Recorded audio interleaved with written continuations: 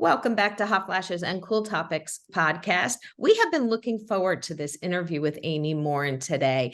You will probably know her. She did a great TED Talk about what strong people don't do. And you have a new book coming out called 13 Things Mentally Strong Couples Don't Do. So you've gone from kind of talking about individuals, women, and now talking about couples, which is so important. And this book, Bridget and I both read it.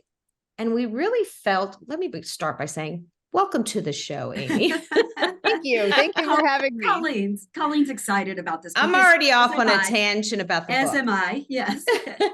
So, and it's interesting because you call yourself, well, you are a psychotherapist, but you say you're a psychotherapist turned accidental author.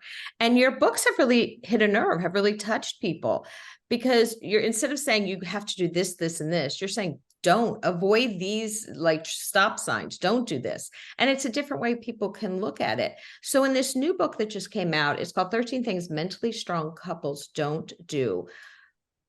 What made you say I need to now kind of branch out into couples? Well, a lot of my books have been based on what my readers ask. When the People book came out, people were asking me like, how do we raise mentally strong kids? That led to the parenting book. And then women were asking me like, all right, I know what like a tough Navy SEAL looks like, or a lot of elite athletes who are men. What does it mean to be a mentally strong woman? So that's led to the women's book. And then there was a kid's book and a workbook. And I was getting a lot of people saying, yeah, but I could be stronger if it weren't for my relationship. Or how do we grow stronger together? Or I'm invested and my partner isn't. And so I thought, yeah, it's time. It's time to write a book then that's to talk about our relationships, because it's true that our mental strength affects our partners, vice versa. And I was hearing, it happens in my therapy office all the time where one person's invested and the other person doesn't have that same level of investment. So I wanted to make it clear that's okay. You can work on your own mental strength. And in the process, quite often you'll motivate somebody else to do it is when you stop trying to force them to do it. It's when we're nagging and lecturing and trying to get the other person to change that we really don't see any results. Right. You give such good examples in the book as well of just all the different situations, the different 13 things in there. And I would love to go over all of them, but we would have to do 5 podcasts to go over all of them. So I wanted to start with the layout of the book, and then obviously going through 13 things we'd have to get pillows and spend the night. But with the book, you kind of started off with, let's say, for example, the first thing is they don't ignore their problems. And you talk about an example of a couple who has been in therapy, but then you have a quiz and you do like a starting point and why. And then you go into mental strength exercises, which I think is so important. Then you go, who's motivated? Like, is it the husband? Is it the wife? Is it the partner? Or neither of them? Are they talking over each other? Are they listening? And then troubleshooting and common traps. So with each chapter, honestly, this is one of the most comprehensive books I've read because you're looking at every angle of each issue. So to start with, they don't ignore their problems. You use an example, I think that many of our listeners can relate to because it's our demographic, of an empty nester. And she kind of comes in and says, I'm an empty nester. I don't even know what to do with myself, let alone what to do with my husband. And what made you say, I'm going to give an example, then I'm going to have people take a quiz? Like, was it self-reflection for people reading the book? Yeah, because what I often find is people will be like, no, I don't do that thing. And maybe you don't most of the time, but we all do them sometimes if we're honest. Like, let's take ignoring problems. We all ignore some of the problems in our relationship that perhaps we should address at one time or another. Or maybe right now you're not doing that thing because life is pretty good, but then there's a bump around the corner where you hit some sort of obstacle and you think, oops, now this thing is a much bigger struggle for me. So in all of my books, I've put quizzes because people will then say, I thought I had nailed this chapter. And then I took this quiz and it made me realize, okay, maybe I struggle with it a little more, or it really helped me understand. So if we took that example of, do you ignore problems? Well, you don't want to bring up every single problem. If your partner's 2 minutes late or they didn't do the dishes, like nagging them all the time, we don't want to do that. But on the other end of the spectrum, we don't want to sweep it under the rug if you think there's an affair, or you don't want to talk about a financial problem. You don't want to just pretend it doesn't exist because it's still there. So to really help people find that balance, and do I do this or is it my partner who does it? Because sometimes our problems are just symptoms, and I explain that more in the book, but Sometimes we think our partner maybe is ignoring things, and then our partner has a different perception. So I really wanted to dive in. What happens when I think this is a problem and my partner doesn't, or vice versa? It's interesting because you talk about differentiating the problems that can be solved and the problems that can't be solved. And you didn't say to the woman who came in as an empty nester, well, you need to do this and this. It was more like, well, why don't you try finding common interests? Not saying it's blame, but shifting the focus on mental strength. Why do you think that's so important in the book to talk about mental strength exercises? I want people to figure out how to tackle the problem. A huge reason people come into therapy is because they're tackling the problem from the wrong angle. So I always encourage people, do you need to solve the problem or solve how you feel about the problem? 9 times out of 10, people end up in my therapy office because they're tackling it from the wrong problem. Somebody in an abusive relationship says, no, I just need to be mentally stronger. Like, no, the problem is you're in an abusive relationship. And no matter what you do, you're probably never going to feel happy if you're being abused at that moment. But on the flip side, somebody else might be like, my partner annoys me and I need to change their behavior. So they're nagging, they're lecturing, they're trying to motivate them to change, when really maybe you should just learn how to tolerate those feelings a little bit differently, or different coping strategies. So I always try to help people figure out, which way are you attempting to tackle it? Is it working? And might you do it from a different angle? And sometimes when we make that shift, it makes all the difference in the world. It's uncomfortable. Like if I figure out, all right, I have to accept this is who my partner is and how they're going to behave, but that's uncomfortable. I don't want to do that. I may want to change them because that will make me feel better. But life isn't about always making things easier for ourselves. Sometimes it's about figuring out, how do you cope with those things that you can't change, and accepting it too. Right. You use such a great example in there. And you also use, and I could see it describing me, where you said, when you were a kid and someone lectured to you, were you really thinking that, gee, what they're saying is great? I will listen to them. No, you want to get out of it. And I was like, oh, that's me. If somebody tells me I need to do something, I will never do it. I will never do it. And I thought, oh, yeah, that is perfect. But you use the example of the woman that was really trying to help her husband be healthier.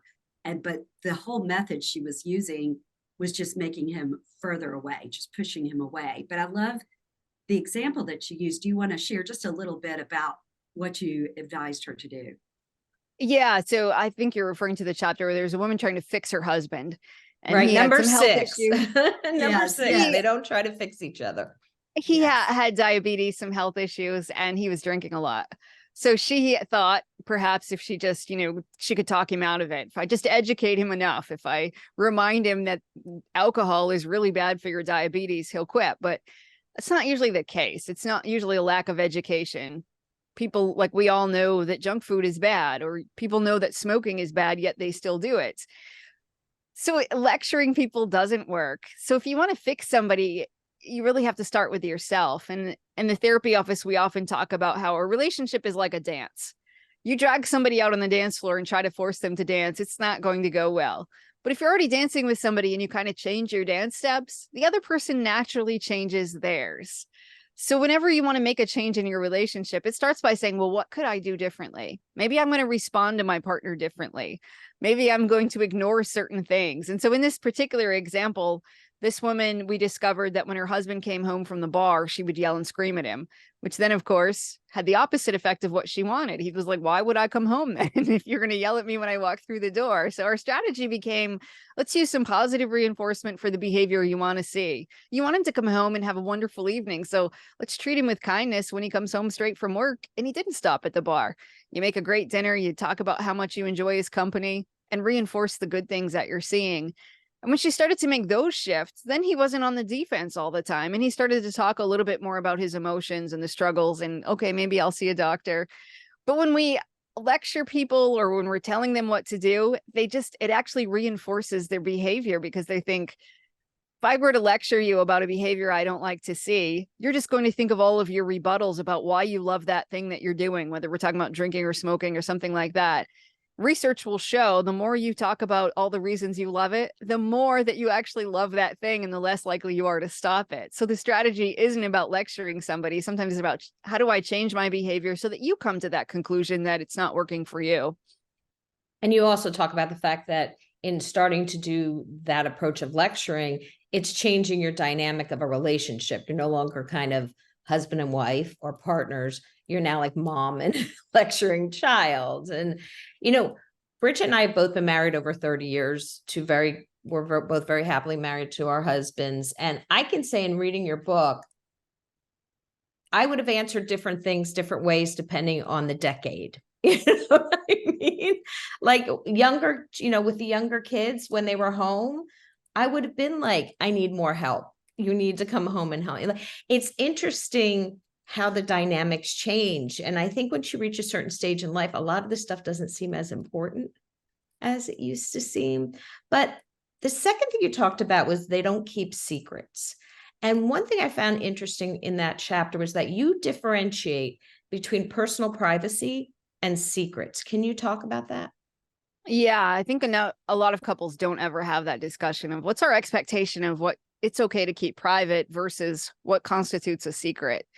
So you might decide that in your relationship, if an ex contacts you, we should have a discussion about that because I wouldn't want you to keep that a secret per se. But on the other hand, you might decide some things are off limits. Like I'm not going to give you my social media password, or I can have private conversations with my friends that don't involve you. Or if my friend calls and says she's in a crisis and I want to talk to her, I don't necessarily have to tell you what the crisis is about because that's her personal business. So just having those conversations up front can go a long way toward helping couples because so many people will say, oh, I didn't think it was a big deal, so I didn't tell. But your partner might think it's a big deal. And sometimes it's little things that people know, like, I just didn't want to upset you, so I didn't tell you how much I spent on this item that I bought. Or I knew you'd make a big deal out of it. So yeah, I said we were just going away for the boys' weekend, but really we went to Vegas and some unsavory things happened. So people are like, no, I'm protecting my partner, but really you're keeping secrets. And what happens when you keep secrets is your partner kind of catches on that you're keeping some sort of secrets. They start keeping secrets and this distrust builds over time with like, what are we actually going to tell each other? And it's okay to reveal things that maybe is upsetting to your partner sometimes, or to talk about things that are hard to talk about. But so often we use secrets as a way to justify our behavior, whether somebody's having an emotional affair or somebody has a secret addiction. It is unbelievable how many people walk into my therapy office and they have an addiction and their partner has no idea. But in order to continue that behavior, they have to keep it a secret. So when we don't want to change, sometimes we are really motivated to hide a secret as much as we possibly can. You also make it very clear at the beginning of your book that if you are in an abusive relationship, that this isn't the book for you, that you advise get help, there's numbers that you can reach.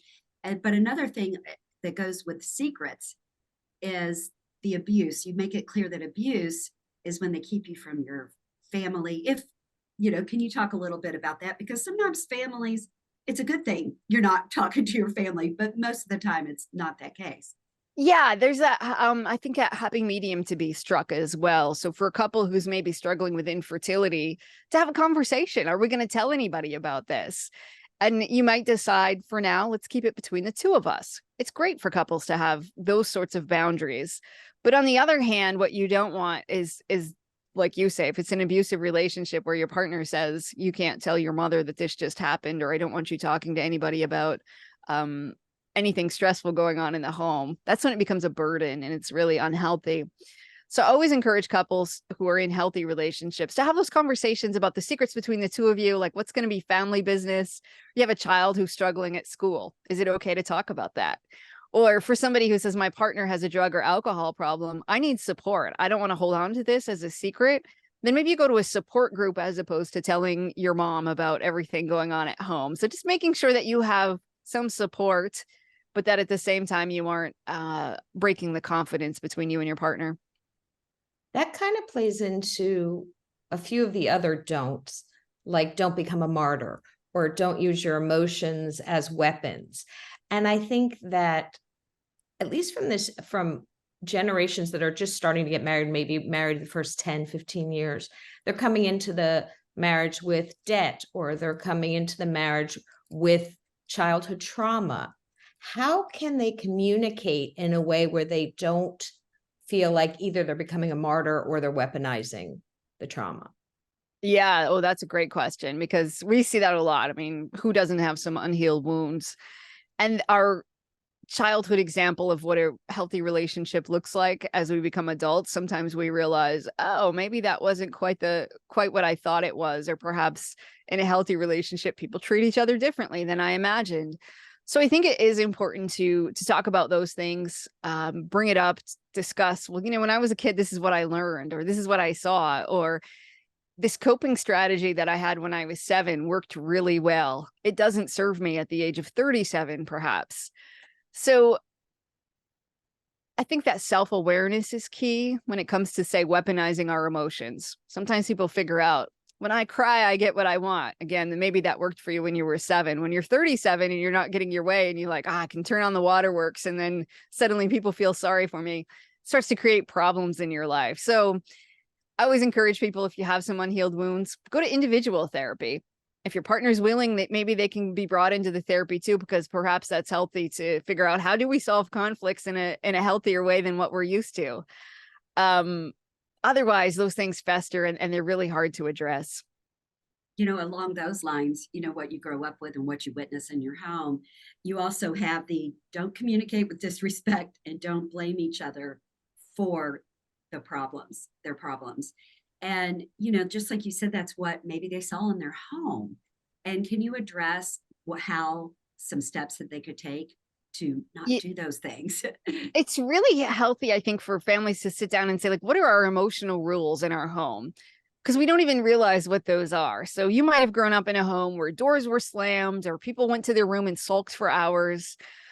Or even maybe when people were watching a football game, people are yelling and screaming, and it's great to show all this emotion. But maybe you also grew up in a home where all of those things were stifled and everybody pasted on a smile and nobody ever showed any emotion. And if you put two people together who have very different tolerances or ideas about how we should experience and express emotions, it gets really messy and really complicated. So I always encourage people, have those conversations. Like, what's acceptable? Somebody slammed a door. Is that really upsetting to you, or do you find that to be normal behavior? And there's no right or wrong answer about how emotions are going to be expressed, but it's important for you and your partner to be on the same page. And then to have those conversations too about, how do we solve a problem so that we don't get disrespectful? And if somebody does, what are we going to do about it? And sometimes it's outright disrespect where somebody says something rude, but sometimes there's those more subtle things too. The sarcasm, the eye roll, the stonewalling, or somebody's just refusing to talk about a conversation. And people often say, well, I'm not rude. I don't ever say anything rude, but maybe they don't look up from their phones while their partner's talking to them. So having more upfront conversations and calling each other out, like in the moment of like, I noticed you rolled your eyes when I said I was going to my mother's house. Do you want to tell me what thought ran through your head at that moment?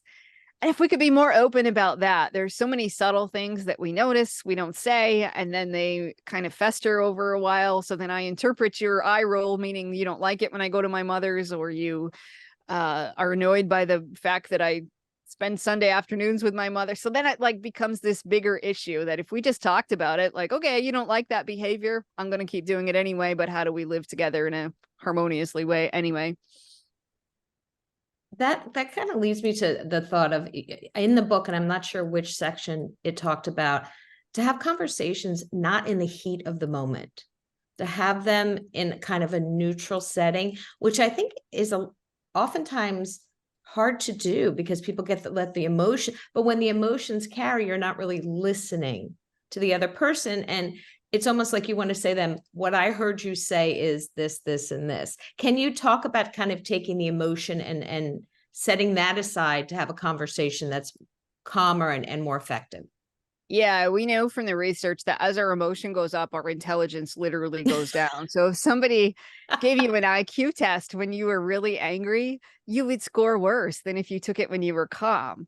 So like the last thing you want to do is have this debate about something important when your IQ is lower than it should be. It's not going to go anywhere. And we've all gotten into those discussions where you're not listening to the other person. You're just thinking about what you're going to say next. And that's when voices get raised and people start repeating things because they're thinking, you're not hearing me. And they're right. You're not hearing them. So an exercise we often do in therapy is just about reflective listening. Before I offer my opinion, before I come up with a solution, before I say anything, I'm just going to reflect back what you said. So if you came to me and you said, you've been leaving your socks in the middle of the floor, you haven't done the dishes, and you didn't take the trash out. I'm not going to say, oh yeah, well, you didn't clean the car last week either, which is what we often do. So instead I'm going to say, okay, so let me get this straight. You're really upset with me because I didn't take the trash out, I didn't do the dishes, and I didn't pick up my socks. Do I have that right? If we just did that simple little thing where you kind of repeat back what you hear, it would go so much further. And people are like, yeah, actually, that is what I said. And then you could say, is there anything else? And then they might say, yeah. And also last Tuesday, you came home 20 minutes later than you said you were. Okay, so you're also upset about that. And then once you feel heard, it's almost like the other person is like a balloon, like the air gets sucked out of them and they can finally relax. Like, okay, you heard me. I don't have to keep defending my point or reiterating how important this is. And then you can problem solve. Like, all right, so you're upset that I did these things. Now I'll tell you my point of view. I've been working really hard and this has been going on too. And then you can have a real conversation, but you can't really do that until we're calm enough to be able to really hear what the other person said, and then make sure that they understand that we heard them by reflecting back. Yes, I heard you, and here's what I heard you say. Another one is, as couples are married for a while and things happen, in your life happens, that they don't forget why they fell in love. And can you share some tips with that? What you advise people when that is the situation? Yeah, we get so busy with everyday stuff, right? Paying the bills, going to work, and kids' activities and things that we kind of forget. So people will say, we're more like business partners after 15 years of marriage. Like, we're not sitting around talking about our hopes and our dreams and the conversations where we used to just sit around and talk endlessly about life and philosophy and religion and all the things that excited us. Now we talk about, who's picking the kids up for soccer practice tomorrow and what bill needs to be paid by next Friday. So it's important sometimes to rewind the clock and be like, well, why did you pick me? Why did I pick you? What are the reasons I fell in love with you? What made our relationship different from the different friendships or other romantic relationships we'd encountered over the years? And remembering that is really important. And we don't want to turn that into a weapon, because sometimes people will be like, well, you used to be fun. When in college, when we met, you were a good time. Now you go to bed by 8 p.m. So we don't want to turn it into a weapon, because your partner is still the same human being. Life circumstances have changed, but they're still the same human. And remembering that can be different things, like just looking at your spouse's picture throughout the day. Studies show that really can reignite the flame and help you remember that, yes, this is an amazing human being that I picked, but they also picked me. Or if you have a song, whether it's your wedding song or another song, just listening to your song together goes a long way towards stirring up those emotions again. When we're first falling in love, our emotions are almost like a drug, that we develop this sort of euphoria and this dependence and this tolerance and all of these things. Over time, we know that those feelings aren't necessarily that intense, and that's natural and normal and healthy. We couldn't stay in that state forever because we don't really sleep that much, or we don't eat that much, or we are distracted all the time. So it's healthy for those feelings to shift, but as they shift, we often become less tolerant of our partner. We are less likely to assume goodwill. If they're 10 minutes late, we think, oh, it's because you're a jerk, not just because traffic was bad. So just remembering why you fell in love with that person can just be really life altering, I think. And it might be you just give them a card every once in a while that just lists, here are the top 5 reasons why I picked you, or the top 10 reasons why I'm still glad we're together after all these years. And those little things go a long way toward keeping the relationship happier and healthier. And that's so interesting, because the last one that you have in there is they don't stop growing and changing. And that's very hard if you're not growing and changing at the same time. You know what I mean? When one's growing in a different way, in a different path. And how do you keep that when one, it maybe is growing and changing and the other one isn't at that point yet in their life? Again, I think it goes back to communication, because sometimes we assume even our little habit changes, we think, well, this doesn't affect you, but it might, right? So if somebody says, I'm going to start going to the gym in the morning, and their partner's like, have at it, because I don't want to do that.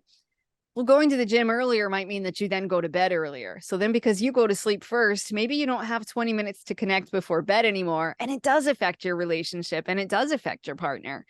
But if you have a conversation that says, okay, I changed some of my habits, it's affected us, What do we do about it? Maybe we connect earlier. Maybe we go for a walk after dinner so we can connect. Then you can problem solve it and have those conversations. The last thing you want to do is try to drag your partner along of, no, you have to do these things just because I'm doing them. But at the same time, you don't want to go off and do your own thing without including them somehow, or having conversations about how's this going to affect me. Whether your partner becomes a vegetarian, or they decide they're going to take religion much more seriously than they have before. All of these things are going to affect the relationship. But if you can talk about them, then you can figure out, how do we make sure that we are both growing and that our relationship continues to stay strong despite these changes. You know, another thing you talk about is you feel like therapy is such a great thing for any couple, really. Like therapy used to be shunned or looked at probably 40 years ago. Ooh, there's something really wrong with you if you have to go to a therapist. And now everybody loves, talks about therapy. They love, not everybody, but most people talk about how healing it is. Can you share just some things why that mindset is changing and why you think therapy is great for all couples? Well, I see so many couples who spent like years planning their wedding, and they didn't really spend any time planning their marriage. Like if we went to talk to a premarital counselor about how are we going to deal with, say, money, and how do we deal with differences in religion or differences in how many kids we should have, if we started right off from the bat with figuring out, let's do those sorts of things, I think a lot of marriages would be different, because people then could have worked things out, or they might have decided, this is a problem we can't solve. If you want 5 kids and I want 2, what do we do? If we compromise, nobody's happy. This isn't one of those situations where both of us are going to get our way. And I think, if anything good came out of the pandemic, it's that more and more people are going to therapy. And what a lot of people don't realize is you can even go to couples therapy online. So it's more accessible than ever. There are still some barriers in terms of insurance doesn't typically pay for couples therapy. It pays for mental illnesses. So if you have depression and you go to individual therapy, your insurance will pay for it because that's considered a health issue. My hope is someday more insurance companies will figure out, well, our relationships greatly affect our health, so it's really important for them to cover couples therapy too. But I think now that the stigma from therapy is decreasing, people are also realizing you don't want to wait till the last second to go to therapy. So many couples would come in my door and they were basically looking for permission to get divorced. They were at the absolute end. They had tried everything except for therapy. So they were like, okay, let's check this off the list and then we'll get divorced next week. With real no intentions of getting together or working things out. But what we know now, when we come in, when there's a small problem, you can often address it before it turns into a big problem. And so I'm thrilled that so many more couples are open to that. And when people are figuring out too, well, if my partner won't go to therapy, I think there's a problem. My partner's not interested, I can go myself. And for a lot of people, that's like a completely different mentality, because they'll say, well, we've had marriage trouble for 10 years and I've been trying to get my partner to go to therapy, but they wouldn't. But you don't have to wait until they're ready, because they might never be ready. You might have a partner that never wants to go to couples therapy. But if you go to individual therapy, that can make a huge difference too, which is why in the book, I give plenty of examples of people that I never met their partner. I only met the person who walked into my office, but we still made huge changes in their relationship just based on how they changed their mood, their attitude, their behavior. And those changes inspired the other person to make some changes eventually too. Because you've been doing this for a while, are there certain times where couples walk in and there's just a problem where you immediately go, yeah, this is not going to end well? Like, are there certain things that just become insurmountable for couples? There are, and I don't think people should stay together at all costs. My grandparents were married for about 75 years. My grandfather just passed away. I am not sure they liked each other. I mean, they got together at the age of 14 and 15, and they tolerated each other, but I don't think there was much love there. And I think, is that really the definition of success? You stayed married at all costs despite being miserable? And I don't think it is. And sometimes I'll see couples that are just invested in not creating sadness. And their whole goal is, I don't want to get divorced because that would be sad. Somebody's going to miss out on the kids on Christmas, and I don't want to be that person, so we'll stay together. They stay together just for the kids' sake or for convenience, or, I don't have a 401k and my partner does, and I can't afford a divorce. And when people have that mentality, you can come to therapy, but it's probably not going to be that helpful. And if your just goal is to not make things awful in life, it's not really a very good goal to then say, I'm just going to play defense to make sure that the world doesn't crumble altogether. But I've worked with plenty of people too who say, you know, I do have some non-negotiables. If my partner cheats on me repeatedly, that's not something I can get past. My job isn't to then convince them that they need to forgive their partner. If that's an unforgivable offense, by all means, you might decide it's time to move on. Or if you have somebody who has an addiction, somebody will say to me like, you know, my partner is an alcoholic and I married them for better or worse or sickness and in health. But what do? It's been 20 years and I've been miserable and they're not changing their behavior. That's a non-negotiable for you by all means. I think it's fine to say for my own mental health, it's okay to go. So I think there are, and different people have different ideas of what they're willing to tolerate and what they aren't. But when they come into therapy, my goal isn't to teach them to be more tolerant of behaviors that they aren't interested in tolerating. Or for people who say, you know, our goal isn't to really work together. Our goal is to just tolerate each other for years. Like, you can do that, but if you really want to have a happy, healthy life, that might not be the best goal to have. Right. And also mental illness. If the partner has a really tough mental illness issue, can you talk about that as well? Yeah. So it, you know, sometimes it's maybe just depression, but if you have a partner who's so depressed, they can't get out of bed, they can't work, it's going to affect everything. Or if you have a partner who's so anxious that maybe they don't leave the house or they don't go to social events with you, like how is that going to affect the relationship? Most people I know will say, I'm okay as long as my partner is working on it. So they'll talk to a therapist. Maybe therapy isn't going to be a magic ball, but as long as they have some motivation and they're willing to, or they're willing to try medication, or they're willing to try different treatment options so that I know that they're attempting to get better. But when people say, you know, my partner has this issue, maybe it's OCD and they can't go out in public, but they're not willing to work on it, then people will say, you know, I don't know what to do. Sometimes it's about getting therapy to say, how do you support your partner? Your partner has social anxiety. Maybe you're used to doing everything for them. You've made every phone call for them over the years. You talk for them. So part of the strategy, if you're both motivated, might be that your partner takes a step back and says, actually, here's the phone and here's the doctor's phone number so you can make the call. And then how do you support them? Or if they're having a panic attack, what can you do that would be helpful to them? So I always encourage people to get involved when their partner has a mental health issue, because you're the one right there in the moment. There may be things you can do to coach them and support them and help them, but it just becomes extra complicated when the person who has a mental illness doesn't have any motivation to get help. I guess the last question I have, which is something I was interested in, each of your books talk about things that mentally strong people, couples, parents, children don't do. What do you consider mentally strong? So I'm glad you asked that question too, because sometimes people are like, I can't be mentally strong, I have depression.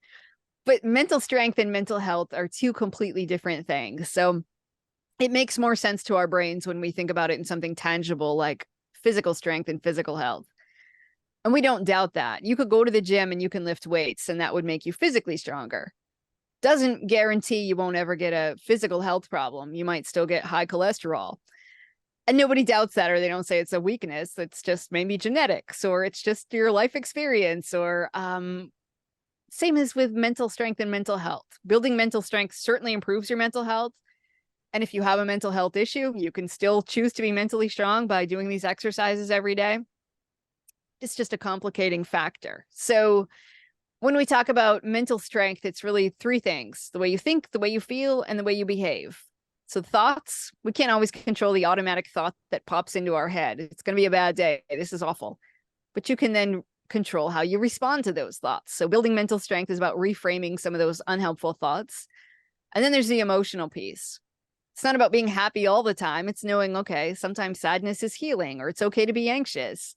But how do I manage those emotions? If my anxiety is not serving me well, maybe I push through it and do that scary thing anyway. Versus there's times when your anxiety is warning you, this isn't safe, so you need to not do that thing. And then the third part is about our behavior. Knowing that, yeah, it's one thing to be a positive person, but unless you take positive action, it doesn't really matter. So what kind of steps are you going to take to solve problems, to manage your emotions, and to really say, what are my goals and how do I reach those in life? It is now available, 13 Things Mentally Strong Couples Don't Do. Thank you so much, Amy Morin, for being our guest, and we appreciate all the insight you shared. Thank you so much for having me. This has been fun.